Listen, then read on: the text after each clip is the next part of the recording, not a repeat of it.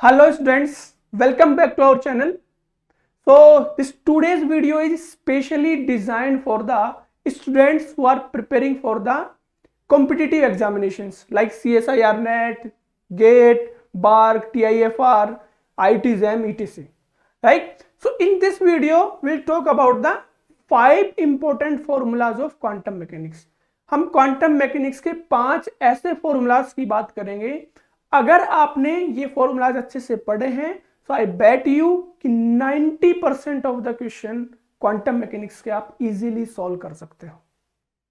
आप कोई भी क्वेश्चन उठा के देखना क्वांटम मैकेनिक्स का, in most of the questions इन्हीं 5 फॉर्मूलाज में से हम कोई एक फॉर्मूला यूज करते हैं। So these are very very important formulas. आप ये समझिए कि they are the fundamental of quantum mechanics. कोई भी क्वेश्चन अगर आप करना चाह रहे हैं, क्या है ये फॉर्मूला, आइए देखते हैं। तो first will start with the wave function. Start with the wave function.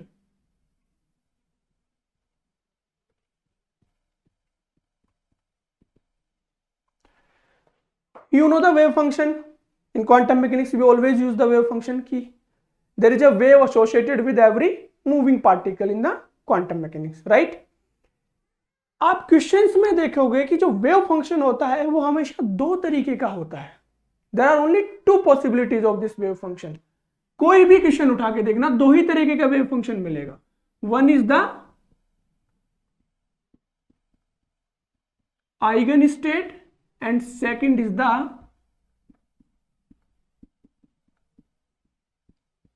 arbitrary wave function. I can represent it like this. Let's suppose this is phi nx and let's suppose this is psi x, right? You can also write it like this,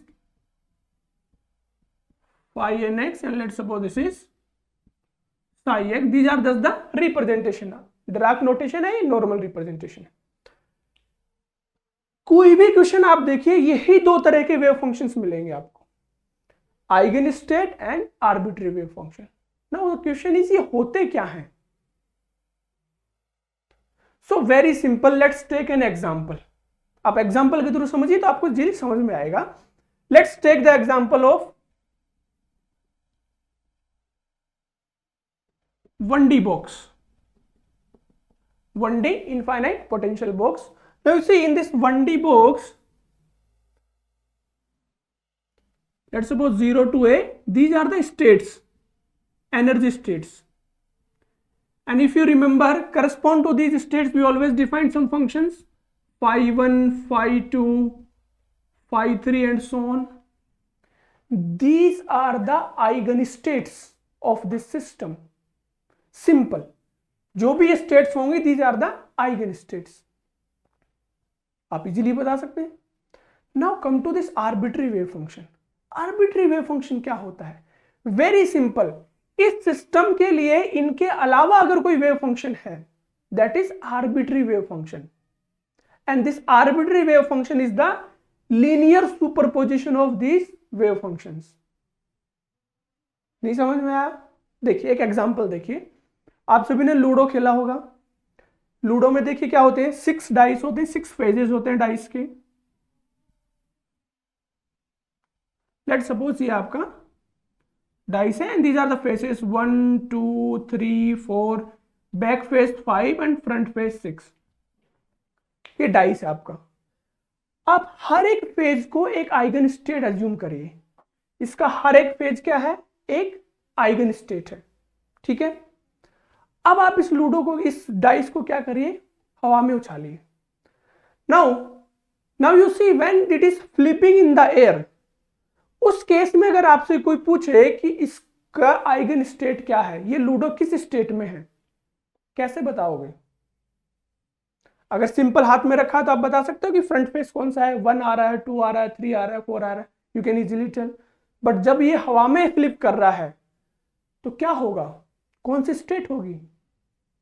that is arbitrary state.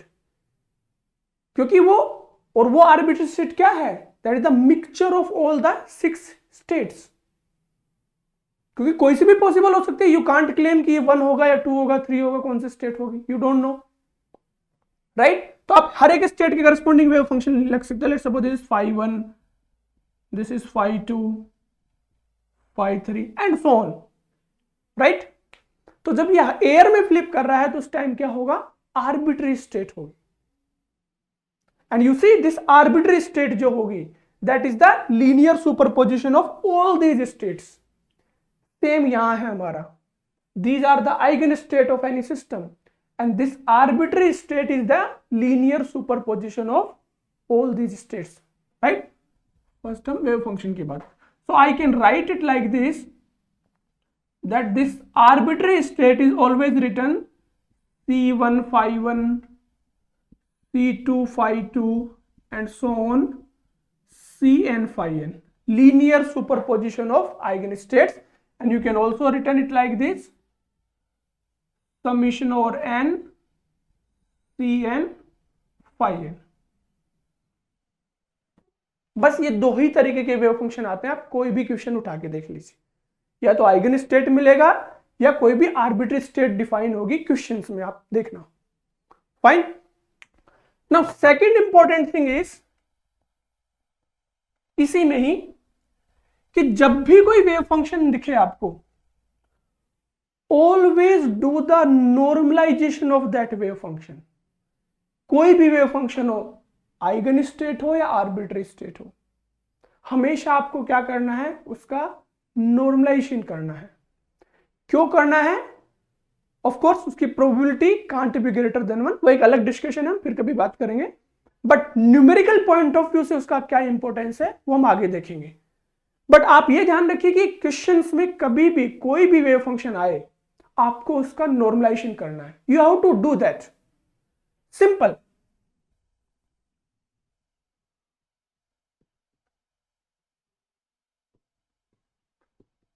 Normalisation of wave function, कोई भी wave function हो x y z, right.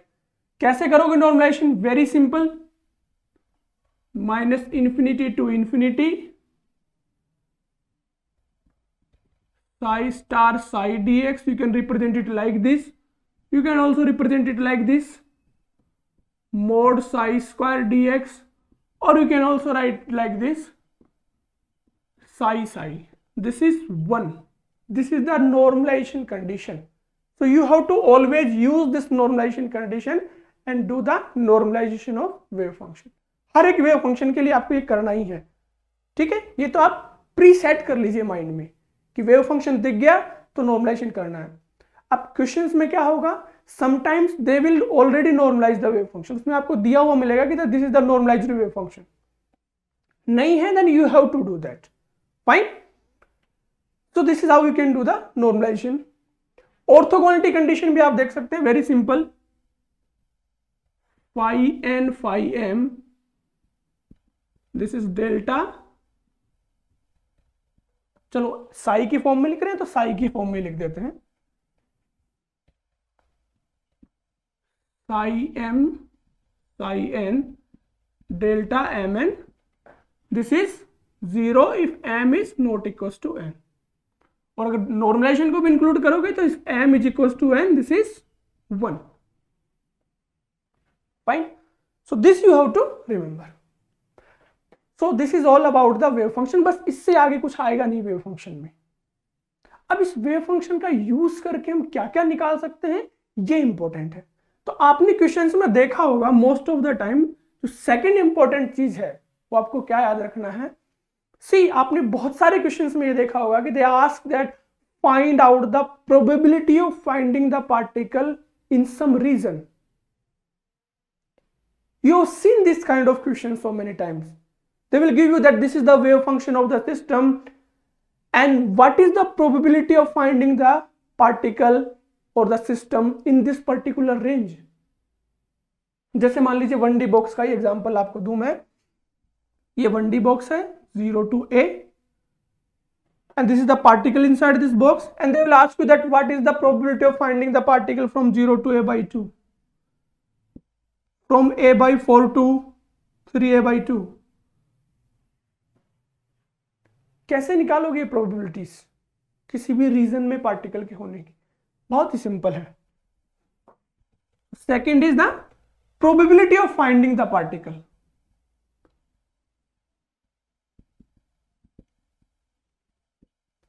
Probability of finding the particle in a region, any particular region. So how will find out this probability? Very simple. Probability, and let's suppose x is from A to B. A to B में उस particle की होने की probability निकालनी है आपको. तो very simple, A to B, and then you have to use the wave function. जो भी wave function given हो, eigenstate or arbitrary, that you can use, right? So I can write it like this: mod psi square dx and divided by minus infinity to infinity mod psi square dx. अब इसे ध्यान से देखिए, see this denominator minus infinity to infinity mod psi square dx. ये क्या है? Can I say this is the normalization? ये वही normalization है जो हमने पहले किया है. Now you see, if you have already normalized the wave function, पहले ही आपने normalize कर लिया है, तो आपको ये टर्म निकालने की जरूरत नहीं पड़ेगी. Simple. This is the importance of normalization. आगे और भी देखेंगे हम. और अगर आपने नॉर्मलाइज नहीं किया है, then you have to do this calculation. So it's better कि आप पहले ही नॉर्मलाइज करके रखो वेव फंक्शन को. Fine. So you can use this formula. Fine. यहां भी एक इंपॉर्टेंट चीज है, ये माइनस इन्फिनिटी टू इन्फिनिटी का मतलब ये नहीं कि आपको हमेशा माइनस इन्फिनिटी टू इन्फिनिटी रखना होगा. You have to use the limit of system. This is general limit minus infinity to infinity. आपको सिस्टम की लिमिट यूज करना पड़ेगा कि क्या गिवन है. 1D बॉक्स दिया हुआ है 0 to A में, तो आपको 0 to A रखना है. हार्मोनिक ऑसिलेटर गिवन है तो minus infinity two plus infinity रखना है. तो how the wave function or how the system is defined, accordingly you have to put this limit. और ये तो आपको गिवन ही होगा कि इस रेंज में निकालना है. Then you have to do this integration that you can do very easily. Fine. Now see, next, third thing is very important.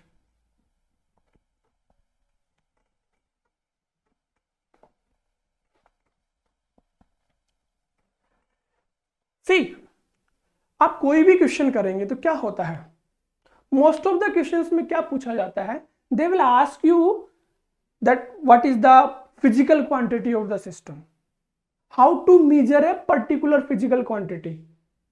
For example they will ask you that what is the energy of the system, what is the momentum of the system, position of the system, linear momentum, angular momentum, spin, kinetic energy, potential energy.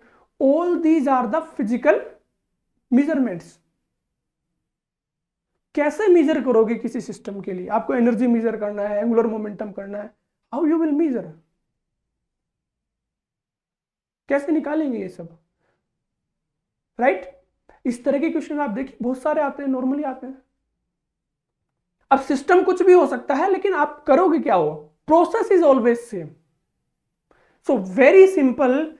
See, in quantum mechanics, one of the postulate of quantum mechanics is that there is a operator associated with every physical quantity.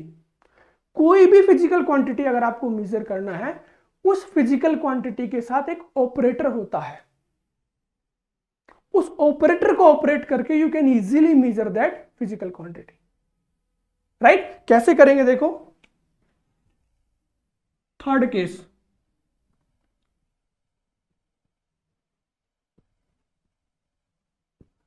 Measurement of a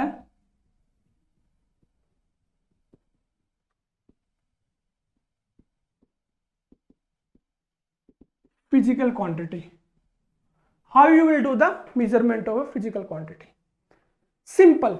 We know that the operator, and that operator is Hermitian operator. क्यों होता है? Because Hermitian operator की जो eigen values होती हैं that is always real. तो जो भी मेजरमेंट हम लेते हैं ये रियली होता है. जैसे मान लीजिए एनर्जी मेजर करना है, तो energy is always real number. आप ये नहीं कह सकते कि energy is complex, energy is imaginary, momentum is imaginary. These are the real quantities. तो आपको हमेशा ऑपरेटर यूज करना है. सिंपल है. मान लीजिए position operator. For the position you know x is the operator, momentum in 1D minus iota h cut del by del x minus iota h cut del in 3D. You can also write down the kinetic energy operator minus h cut square by 2m del square. Potential energy, of course, related to the position.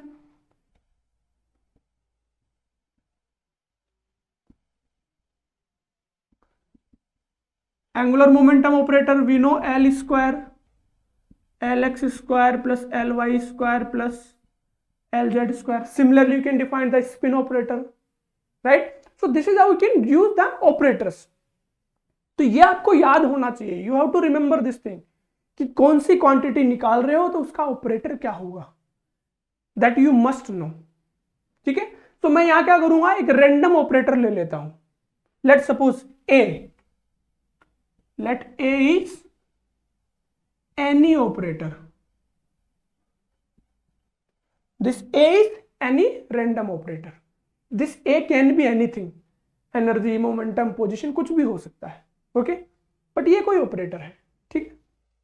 Now you see, very simple. You just apply this operator A on any state phi n. This will give you lambda n phi n. Just remember this relation. If you operate any operator A on any state, you see, forget about this thing now. This is some state. ये eigen state भी हो सकती है, ये arbitrary state भी हो सकती है. ठीक है. अब आपको क्या करना है, you have to apply this operator a on this state. ठीक है. जब आपने ऑपरेटर को अप्लाई किया और अगर आपको ये चीज मिलती है, some number, this is some real number lambda n and phi n, same state. आप देखिए LHS और RHS में सेम स्टेट मिल रही है. अगर एक कंडीशन सेटिस्फाई होती है, then you will say that this phi n is the eigen state and this lambda n is the eigen value. eigen value को ही हम क्या बोलते हैं, measurement of physical quantity. measurement of physical quantity. जैसे मान लीजिए कि यहां आपने एनर्जी यूज किया. when you apply the energy operator on this state, you will get some value. तो ये जो वैल्यू मिलेगी, ये आपको इस स्टेट के करस्पॉन्डिंग क्या मिलेगी, एनर्जी मिलेगी. जैसे इसमें करते थे 1D बॉक्स में phi 1 phi 2. तो इस स्टेट के करस्पॉन्डिंग जो एनर्जी होगी E नोट 4 E नोट, ये एनर्जी आपको यहां से मिलेगी जब आप एनर्जी ऑपरेटर ऑपरेट करोगे. सिंपल. लेकिन जरूरी नहीं है कि हमेशा ऐसा ही हो. This is very important. इसके बेस भी क्वेश्चन आते हैं. You have seen this kind of questions.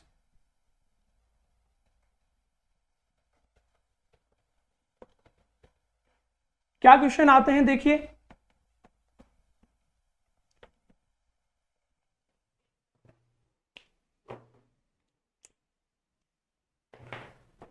If you apply A on any state phi n and let's suppose you are getting some lambda n and some another function, let's suppose psi n.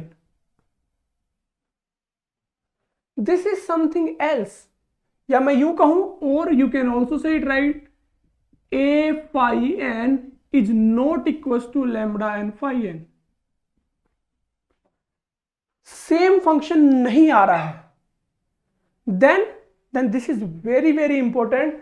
Then this is called the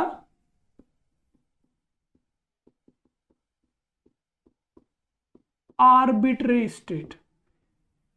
ये question आता है exam में बहुत बार, ध्यान रखना।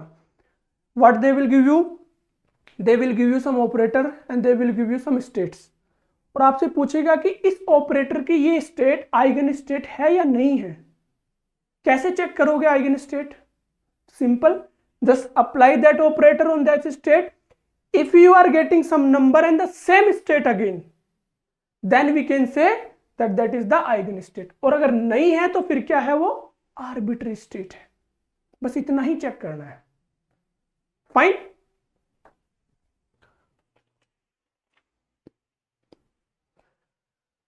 Now see, very interesting thing. Again, I will take the example of this 1D box.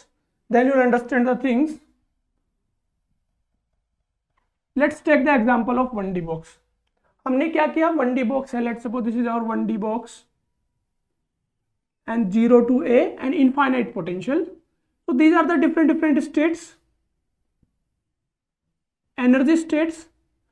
How you will find out these energy states? Very simple. You can operate the Hamiltonian operator on state phi n. So what you will get? Energy En phi n. Remember, this is the energy eigenstate. So this En is the energy eigenvalue, and this you know, n square pi square h cut square over 2ma square, and I can also call it n square E naught, where n starts from 1, 2, 3 and so on. This is our eigenvalue, energy eigenvalue, right? Wave function क्या होगा, energy state phi n 2 by a n pi x by a। ये आपका क्या हो गया, eigen state हो गया ना। अगर आपको से कोई पूछे that what is the eigenstate, eigenvalue for the ground state, ground state के लिए n क्या होगा, 1 होगा। You can put n is equals to 1 here. So this is our ground state phi 1, first excited state phi 2, phi 3 and so on. What is the energy correspond to this? You can put n values of n. So you can put n is equals to 1. So this is E naught, put n is equals to 2, 4 E naught, 9 E naught and so on.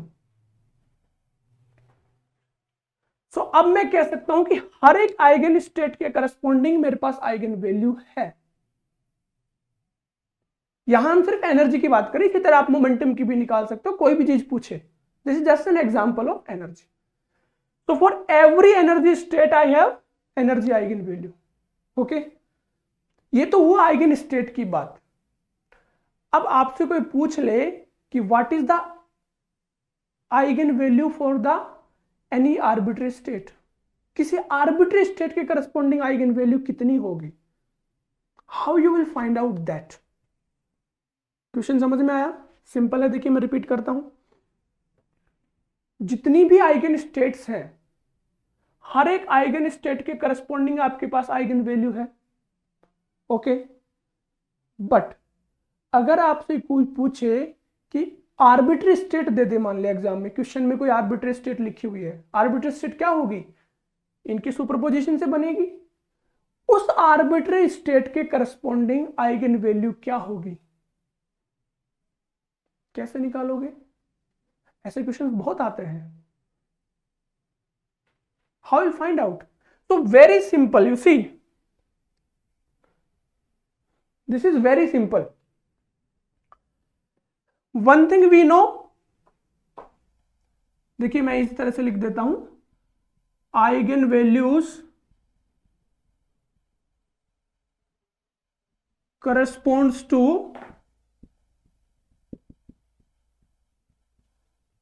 arbitrary state. One thing we know that any arbitrary state is the linear superposition of eigenstates. कोई भी state है phi psi, this is summation और n C n phi n, या आप इस तरह से भी लिख सकते हैं C1 phi 1, C2 phi 2 and so on Cn phi n, right.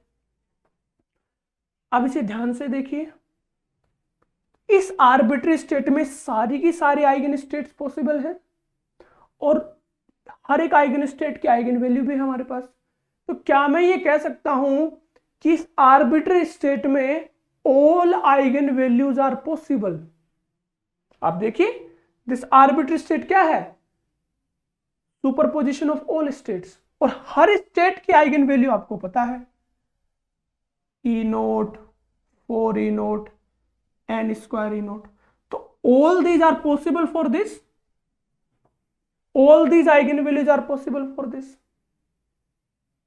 Right. फिर से डाइस वाला एग्जांपल ले लीजिए, वहां से आपको बेटर समझ में आएगा। देखिए, same dice, 6 faces, right. Same dice आप लीजिए, देखिए, let's take this dice, fine, and I am writing all these faces. Let's suppose 1 2 3 4, back phase 5 and 6, and correspond to all phase I can define the wave function phi 1, phi 2, phi 3, phi 4 correspond to this phi 5, and for 6 phi 6. So these are the eigen states, और ये जो 1 2 3 4 हैं इनको मैंने eigenvalues मान ली। Let's suppose eigenvalues are 1 2 3 4 5 6, और हर एक के करस्पॉन्डिंग आइगन स्टेट भी है। Now assume that situation when it is flipping in the air, आपने इसे उछाला और एयर में फ्लिप कर रहा है, तो क्या होगा? That wave function, arbitrary wave function, is the superposition of all these states, phi 1 phi 2 phi 3 phi 4, C1 phi 1, C2 phi 2, C6 phi 6। अब आपसे पूछे कोई कि जब वो एयर में फ्लिप कर रहा है तो उस डाइस पे नंबर क्या आ रहा है? नंबर मीन्स उसके आइगन वैल्यू क्या है? क्या बताओगे? 1 है, 2 है, 3 है, 4 है? We don't know. Any number can be possible, क्योंकि वो कंटिन्यूसली फ्लिप कर रहा है, कोई भी नंबर पॉसिबल हो सकता है, 1 2 3 4। तो हम क्या कहेंगे? That all numbers are possible when it is flipping in the air. उस कंडीशन पे बात कर रहे हैं हम, ठीक है? कोई भी नंबर पॉसिबल हो सकता है। तो can I say that for this arbitrary state all eigenvalues are possible? सारे के सारे आइगन वैल्यू पॉसिबल है, यस और नो? सेम हम यहां कह रहे हैं कि आर्बिट्री स्टेट में सारी की सारी आइगन वैल्यू पॉसिबल है, ठीक है? सिंपल। बट यहां एक छोटा सा पेच है जो आपको याद रखना है। क्या?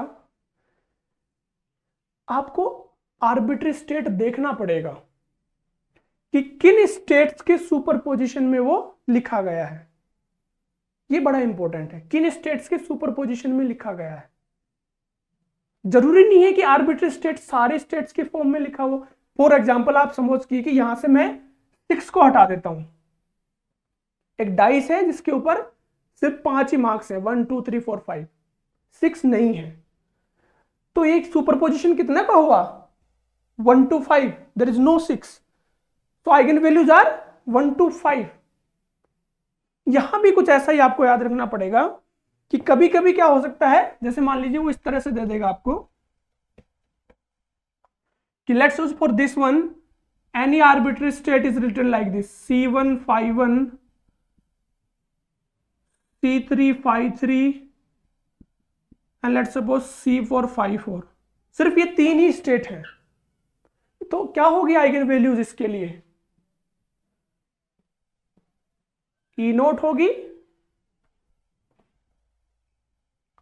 E naught, 9 E naught and 16 E naught. These 3 are possible. इसका मतलब ये नहीं कि सारी ही पॉसिबल होंगी। तो जिन आइगन स्टेट्स में के सुपरपोजिशन में आर्बिट्री स्टेट लिखी गई है, सिर्फ वही आइगन वैल्यूज पॉसिबल होंगी। Okay, getting this point? अब देखिए, बड़ा इंटरेस्टिंग पॉइंट आता है यहां पे अगेन डाइस वाला एग्जांपल यूज करें, हमने क्या कहा, when it is flipping in the air कोई भी स्टेट पॉसिबल हो सकती है, राइट। लेकिन जब सारी ही स्टेट्स पॉसिबल हैं, सारी ही आइगन वैल्यू पॉसिबल हैं, तो यहां कॉन्सेप्ट आएगा प्रोबेबिलिटी का,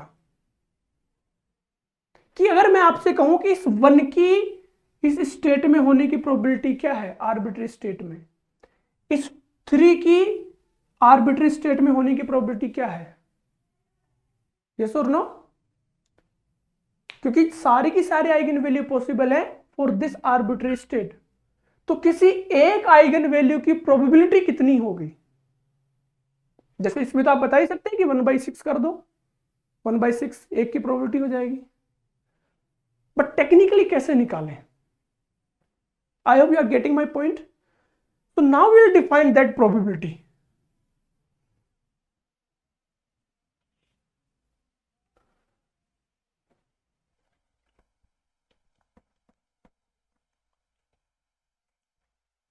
See how you define that probability, and that is very very important. आप देखिए इस probability के बेस पे बहुत सारे क्वेश्चन आते हैं। जब सिस्टम क्वेश्चन में क्या होगा, they will give you some arbitrary state, they will give you some eigenstates, उन आइगन स्टेट्स के आइगन वैल्यू भी पता है, आर्बिट्री स्टेट को आइगन स्टेट के सुपरपोजिशन में दे देगा, and then they will ask you कि एक पर्टिकुलर आइगन स्टेट की और आइगन वैल्यू की रैंडम स्टेट में और आर्बिट्री स्टेट में प्रोबेबिलिटी क्या होगी। सिंपल। तो हम क्या कर सकते हैं, we know this thing, psi is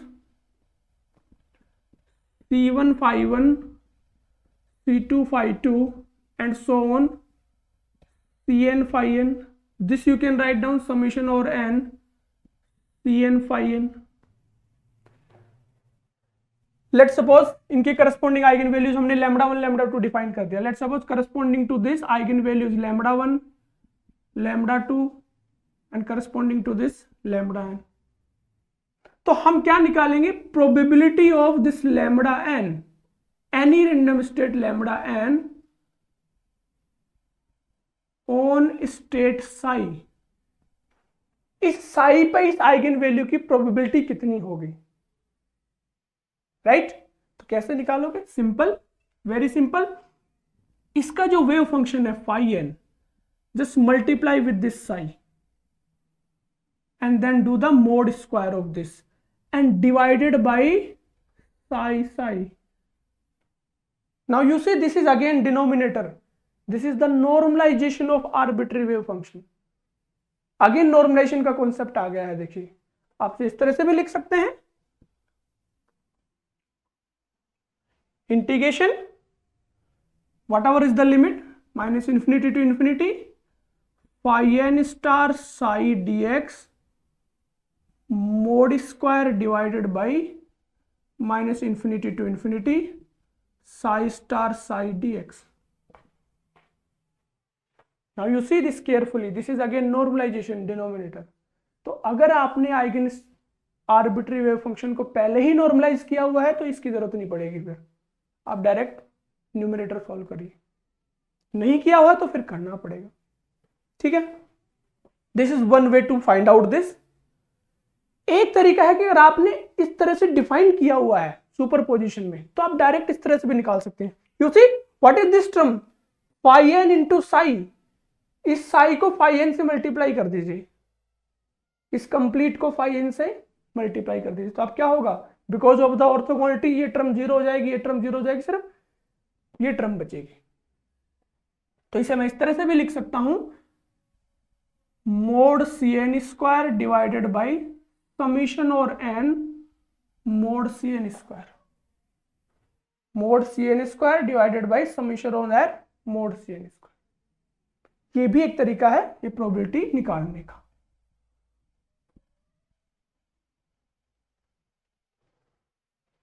ठीक है, मैं थोड़ा ऊपर लिख देता हूं, इसको इधर लिख देता हूं। देखिए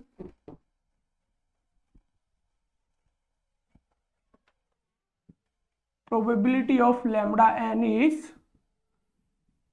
mod Cn square divided by summation over n mod Cn square. Now see this denominator, I can compare this denominator with this one, right?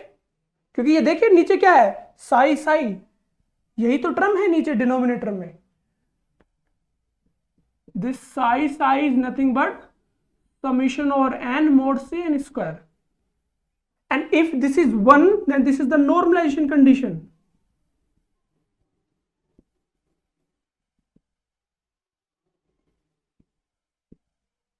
तो ये भी एक नॉर्मलाइजेशन की कंडीशन होती है. You can use this condition. कब कर सकते हो? जब आपने इस तरह से लिखा हुआ है वेव फंक्शन को लीनियर सुपरपोजिशन में. Then you can do this thing just to the for the normalization of arbitrary wave function. I hope it is clear. So very simple, you can use any of this formula to find out the probability of any eigenvalue in the arbitrary state. ठीक है, बहुत बार इस तरह के question आएंगे. यहां हम generalise कर रहे हैं, आप किसी के लिए भी यूज कर सकते हो. 1D box, 2D box, harmonic oscillator, hydrogen atom, किसी भी सिस्टम में आप यूज कर सकते हो, but formula is always same. Fine. Now see the fourth formula,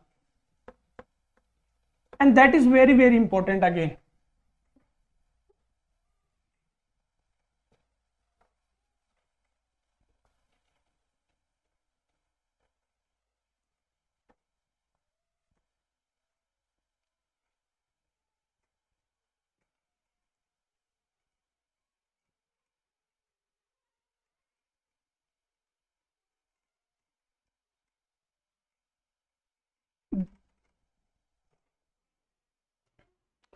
Now see the fourth one.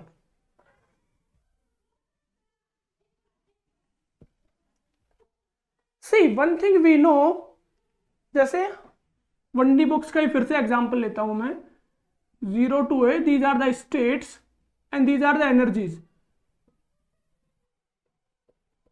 and so on. So these are the energies corresponding to particular state. हर एक state की energy है. But if somebody ask you that what is the total energy of the system, what is the average energy of the system, how you will find out that?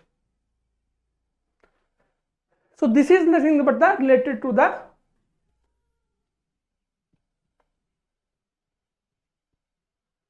average value or expectation value.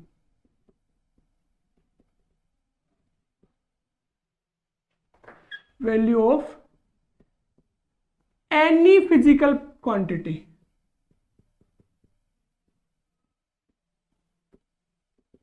Any physical quantity.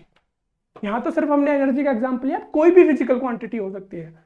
आपको average momentum पूछ सकता है, average spin पूछ सकता है. हमने पढ़ा होगा ना, बहुत सारे क्वेश्चन में दिया होगा. Find out the expectation value of momentum, find out the expectation value of angular momentum, expectation value of spin, expectation value of energy. expectation से related questions क्या करेंगे? कोई भी सिस्टम हो, एक ही फॉर्मूला है. Let suppose let A is any physical quantity. Same कुछ भी हो सकता है ये. ठीक है, कैसे निकालोगे एक्सपेक्टेशन वैल्यू? Very simple.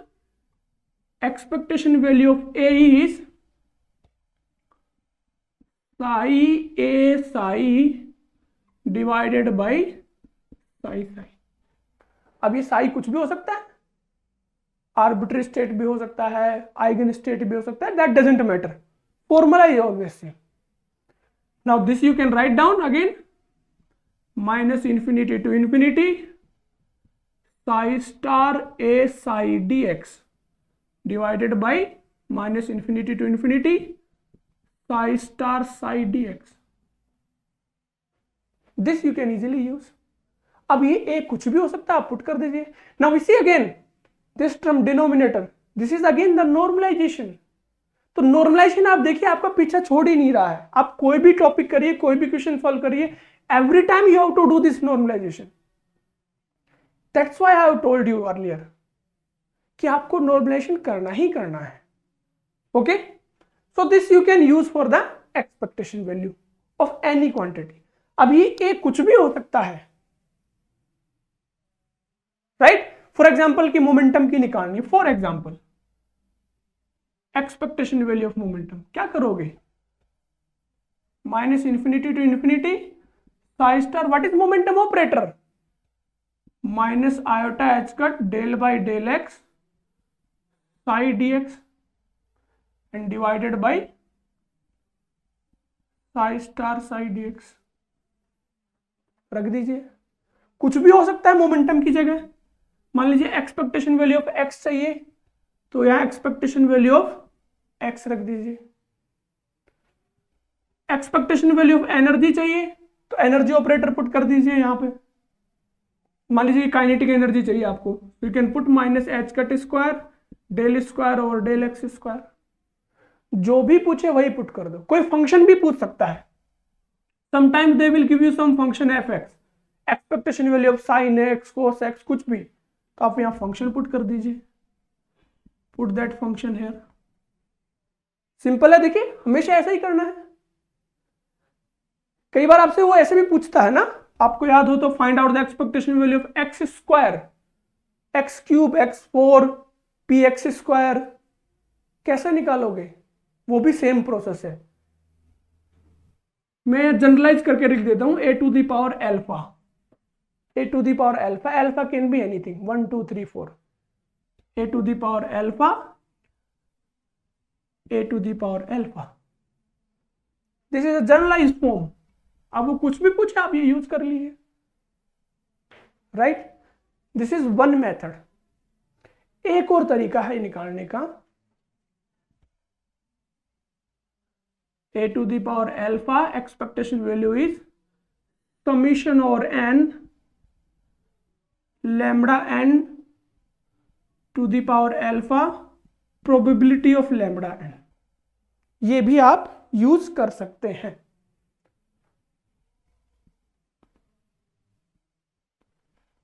कब करेंगे ये? जब आपके पास में आर्बिट्ररी स्टेट लीनियर सुपरपोजिशन में डिफाइन हो, क्योंकि तभी आप निकाल सकते हैं आइगन वैल्यू और probability of that eigen value. Fine, तो आप ये भी यूज कर सकते हैं। ये मोस्ट ऑफ द टाइम किसके लिए यूज किया जाता है? Used for energy, average value of energy के लिए आपने इस तरह के बहुत सारे क्वेश्चंस देखे होंगे कि रैंडम स्टेट है, लीनियर सुपरपोजिशन में डिफाइंड है, and they will ask you what is the expectation value of energy. आप इस तरह से कर सकते हैं। कई क्वेश्चन देखे होंगे ना आपने, डेल्टा ई पूछ लिया जाता है, कैसे निकालते हो? E square minus E square, ये वैल्यूज आप इससे निकाल सकते हो। ए को रिप्लेस कर दीजिए ई से, that you can easily do. Fine, so these things you can use.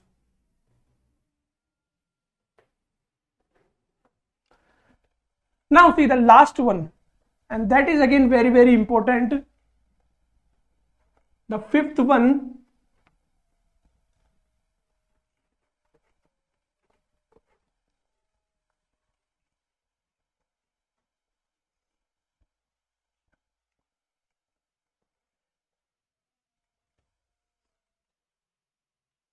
see, one thing we have defined, that if we apply any operator A on any state phi n, we will get lambda n phi n, where this A is any operator related to any physical quantity। Quantum mechanics में ये जो operator होता है दो तरीके का आता है, ऑलवेज रिमेंबर। या तो ये मैथमेटिकल होगा,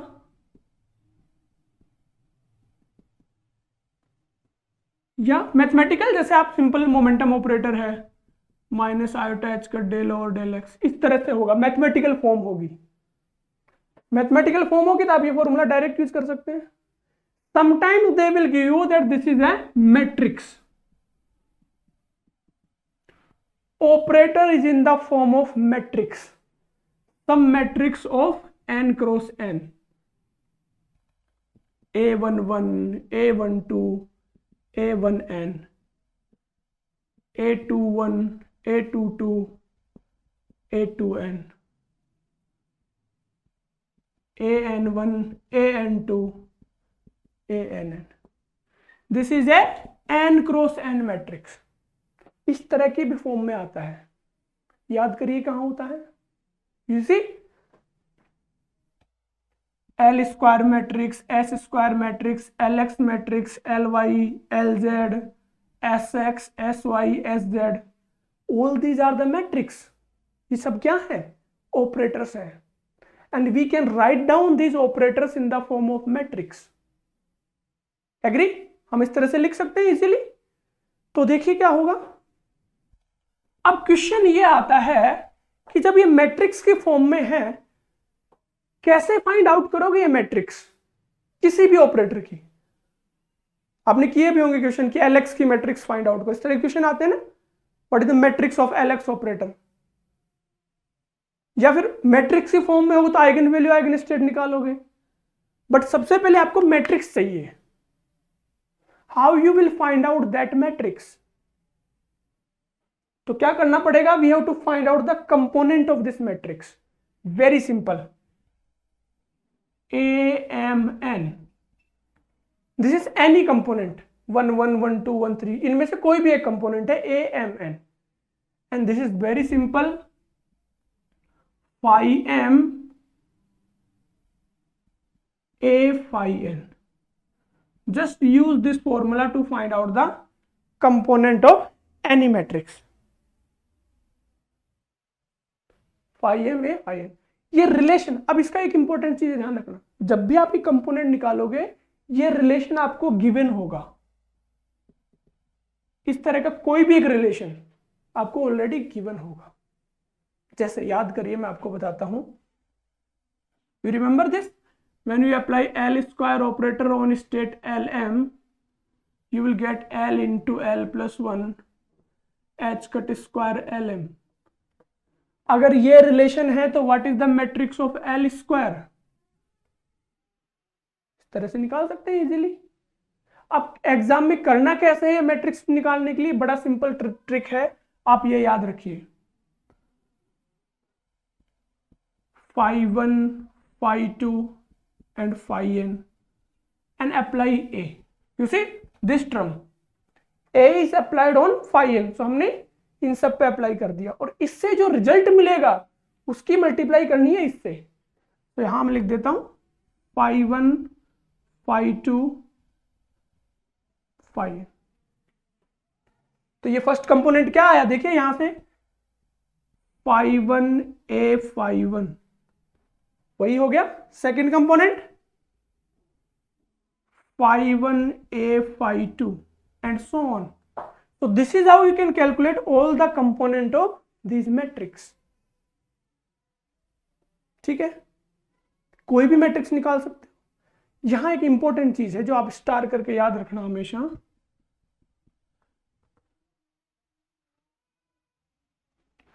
कि अगर आपको मैट्रिक्स निकालनी हो correspond to any eigenstate, eigenstate की मैट्रिक्स हो, इस तरह की सिचुएशन हो, if you apply A on phi n you will get some lambda n phi n, same दोनों साइड सेम phi n आ रहा है, तो ये जो मैट्रिक्स होगी A की, ये हमेशा क्या होगी?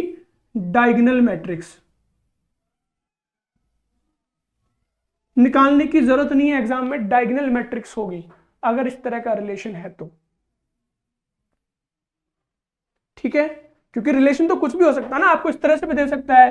If you apply A on phi n, let's suppose you are getting some lambda n phi n plus 1, तो ये क्या है? This is not the eigenstate, this two are different. इस केस में आपको क्या करना पड़ेगा? You have to find out the matrix.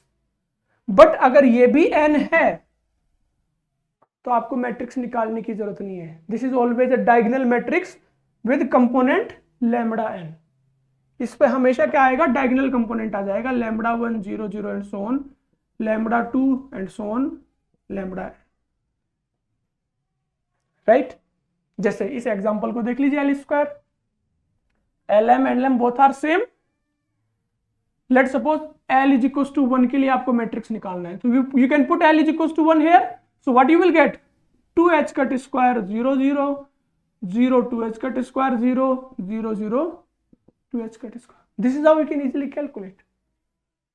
But अगर ऐसा नहीं है then you have to use this method. Okay, so this is how you can calculate any matrix. This is very important, क्योंकि मैट्रिक्स से रिलेटेड जितने भी आप angular momentum, spin, जितने भी क्वेश्चंस करोगे, all are based on the matrix. So you have to deal with the matrices. कैसे निकालते हैं that you know. ठीक है. So this is all our 5 important formulas. By using these formula, अब देखिए, ये तो मैंने जनरलाइज करके बताया है. You can apply these formulas on any system. 1D box, harmonic oscillator, angular momentum, spin, hydrogen atom, किसी भी सिस्टम पर अप्लाई करके देख लीजिए.